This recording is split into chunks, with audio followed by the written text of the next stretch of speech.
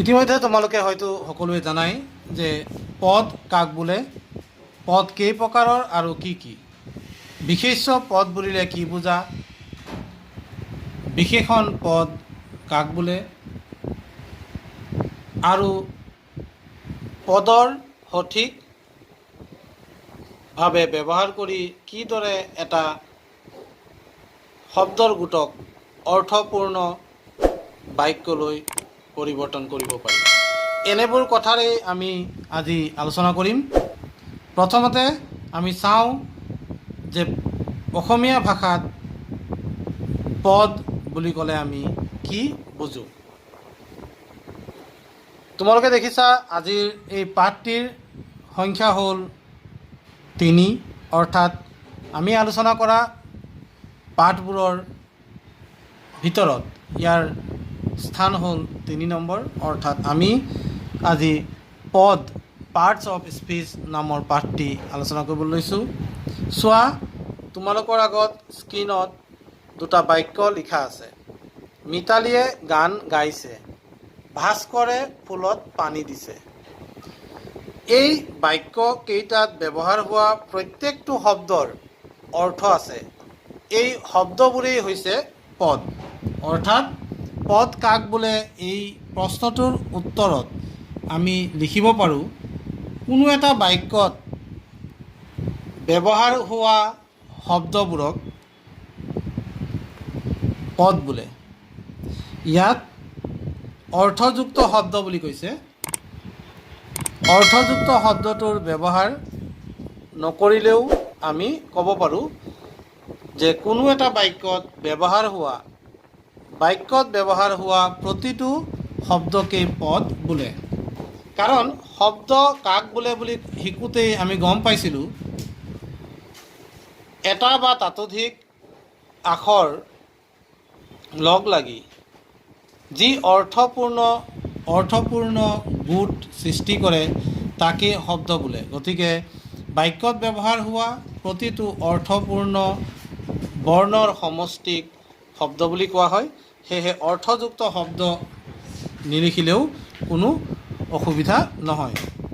এতিয়া চোৱা, পদবোৰ যথাস্থানত বহুৱালে কোৱা বা লিখা কথাৰ অৰ্থ সম্পূৰ্ণভাৱে প্ৰকাশ পায়। অৰ্থাৎ যদি আমি পদবোৰ যিকোনো স্থানত বহুৱাই দিওঁ, তেতিয়াহ'লে হয়তো অৰ্থৰ প্ৰকাশ নকৰিবও পাৰে। যদি আমি পদসমূহ সঠিক স্থানত বহুৱাওঁ, তেতিয়া এটা অৰ্থ প্ৰকাশ কৰিব। সেই অৰ্থ প্ৰকাশ কৰা শব্দৰ সমষ্টিকেই বাক্য বুলি কোৱা হ'ব। আৰু এই অৰ্থ প্ৰকাশ কৰাটোৰ লগতে বাক্যটো শুৱলাও হয়।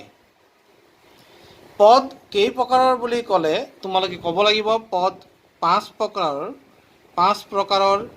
বিশেষ্য, অৰ্থাৎ তোমালোকে ইংৰাজী ব্যাকৰণত, ইংৰাজী গ্ৰামাৰত পাইছিলা, নাউন।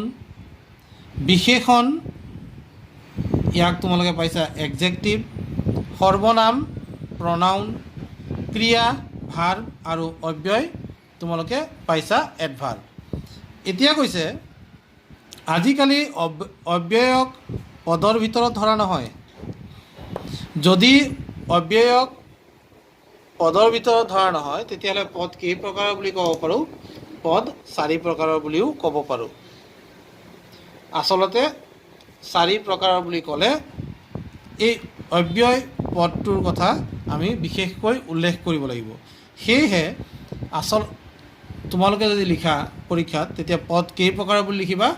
পদ 5 প্ৰকাৰৰ বুলিয়ে লিখিবা, য'ত অব্যয়টোক তোমালোকে এটা পদ হিচাপে ধৰি ল'বা। আজিকালি অব্যয়ক পদৰ ভিতৰত ধৰা নহয় বুলি কৈছে। সেইবোৰক অব্যয় শব্দ বুলি কোৱা হয়, যেনে কিন্তু, আৰু, তেন্তে, অথবা, যদি ইত্যাদি। এই শব্দবোৰ সদায় সকলো অৱস্থাতে একে থাকে। তাৰমানে ইয়াক আৰু সলনি কৰিব পৰা নাযায়। সেইবাবেই তাক অব্যয় শব্দ বুলি কোৱা হয়, অব্যয় শব্দ। এতিয়া আহিল বিশেষ্য পদ। বিশেষ্য পদনো কাক বোলে? নাউন কাক বোলে? যি পদে কোনো প্ৰাণী, বস্তু, জাতি, গুণ আদি নাম বুজায় তাক বিশেষ্য পদ বুলি কোৱা হয়। অৰ্থাৎ নাম মাত্ৰেই বিশেষ্য পদ। যেনে যদু, লিপিকা, সবিতা, গৰু, টেবুল, চকী ইত্যাদি। এতিয়া মই আগবাঢ়ি যাওঁ বিশেষণ পদলৈ। বিশেষণ পদক ইংৰাজীত কোৱা হয় এডজেক্টিভ। যি পদে আন পদৰ দোষ, গুণ, অৱস্থা, পৰিমাণ আদি বুজায় তাক বিশেষণ পদ বোলে। যেনে পকা আম, ৰঙা গোলাপ। এই যে পকা আম বুলি কোৱা হৈছে, আম এটা বিশেষ্য পদ। বিশেষ্য পদটো কেনেকুৱা? পকা আম, এই বিশেষ্য পদটোৰ ই কি বুজাইছে? গুণ বুজাইছে। আমটো পকা নে কেঁচা, মিঠা নে টেঙা, গোলাপ ৰঙা, হালধীয়া, বগা ৰং বুজাইছে। এই পকা, ৰঙা আদি শব্দবোৰ বিশেষণ পদ। এই পদে বিশেষ্য পদৰ গুণ বুজাইছে। এতিয়া আহিল সৰ্বনাম পদ। তোমালোকে মনত ৰাখিবা, নাম বা বিশেষ্য পদৰ সলনি ব্যৱহাৰ কৰা পদক সৰ্বনাম পদ বুলি কোৱা হয় বা সৰ্বনাম পদ বোলে। যেনে সৌজনী সীতা, তাই এজনী ভাল ছোৱালী। এই তাই শব্দটো সীতাৰ ঠাইত আহিছে, সীতাৰ সলনি তাই ব্যৱহাৰ হৈছে আৰু এই তাই শব্দটো সৰ্বনাম পদ বুলি আমি এই বাক্যত ক'ব পাৰোঁ। নৃপেন স্কুললৈ গৈছে, তাৰ দেউতাক এজন শিক্ষক। নৃপেনৰ স্থানত তাৰ শব্দটো আহিছে। এই বিশেষ্য পদ নৃপেনৰ সলনি তাৰ শব্দটোৱে ইয়াত সৰ্বনাম পদ বুজাইছে। ইয়াতে বহা, ওপৰৰ আঁচ টনা শব্দবোৰ বিশেষ্য পদৰ সলনি ব্যৱহাৰ কৰা হৈছে, গতিকে সেইবোৰ সৰ্বনাম। অৰ্থাৎ আগৰ বাক্য দুটাত যি আঁচ টনা শব্দ আছিল, যি শব্দৰ তলত আঁচ আছিল, ইয়াত এটা শব্দৰ তলত আঁচ আছে, এই শব্দবোৰ সৰ্বনাম পদ। এতিয়া আহিল ক্ৰিয়াপদ কাক বোলে? যি পদে কোনো কাম কৰা বা নকৰা, হোৱা বা নোহোৱা বুজায় তাক ক্ৰিয়াপদ বোলে। যেনে ৰাজীৱে অংক কৰিছে, মেৰীয়ে পঢ়িছে, ফৰিদে ফুটবল খেলিছে। ওপৰৰ আঁচ টনা শব্দবোৰে কাম কৰা বা হোৱা বুজাইছে, এই শব্দবোৰ ক্ৰিয়া। এতিয়া আহিল আমাৰ প্ৰশ্ন উত্তৰ শিতানত। পদ কাক বোলে? বাক্যত ব্যৱহাৰ হোৱা প্ৰতিটো শব্দকেই পদ বুলি কোৱা হয়। পদ কেই প্ৰকাৰৰ আৰু কি কি? পদ 5 প্ৰকাৰৰ: বিশেষ্য, বিশেষণ, সৰ্বনাম, ক্ৰিয়া আৰু অব্যয়। এতিয়া আহিল আন এটা প্ৰশ্ন, যিটো প্ৰশ্নত কৈছে তলৰ পদবোৰ সঠিক স্থানত বহুৱাই শব্দ সাজা। ৰাজ্য অসম আমাৰ। এতিয়া এই শব্দবোৰ সঠিকভাৱে নথকাৰ বাবে ইয়াৰ অৰ্থ প্ৰকাশ পোৱা নাই। আমাৰ অসম আমাৰ ৰাজ্য বুলি আমি ক'ব পাৰোঁ। অসম আমাৰ ৰাজ্য। কৰি কাম আছে ৰাহুলে, ৰাহুলে কাম কৰি আছে। ৰাতিপুৱা পঢ়িছিল ৰহিমে কোৰাণ, ৰহিমে ৰাতিপুৱা কোৰাণ পঢ়িছিল।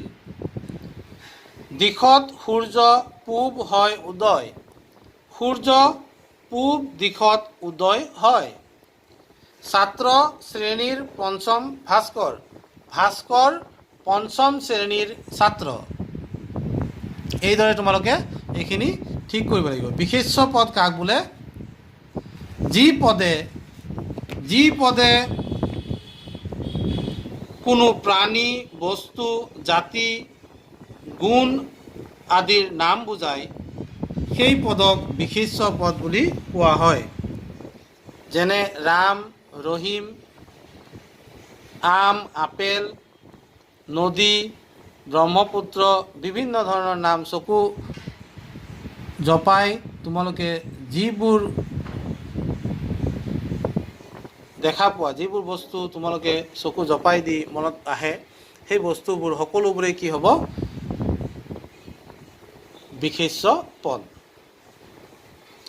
তলৰ বাক্যকেইটাত বিশেষণ পদৰ তলত আঁচ টানা। এতিয়া ইয়াত চোৱা, এটা কৰি দিয়া আছে, হিমালয় ওখ পৰ্বত। ইয়াত বিশেষণ পদ কোনটো? ওখ পৰ্বত। ওখটো হ'ব বিশেষণ পদ। খ নম্বৰ দিছে পৰীক্ষাত টান প্ৰশ্ন সুধিছে। ইয়াত বিশেষণ পদটো কি হ'ব? টান শব্দটো হ'ব বিশেষণ। ডেইজি ভাল ছোৱালী। ডেইজি ভাল ছোৱালী, এই ভাল শব্দটো হ'ব বিশেষণ। প্ৰকাশ বুদ্ধিমান ল'ৰা, এই বুদ্ধিমান শব্দটো হ'ব বিশেষণ। জন্মদিনত নীলা ৰঙৰ বেলুন লগাইছে। নীলা শব্দটো হ'ব বিশেষণ পদ।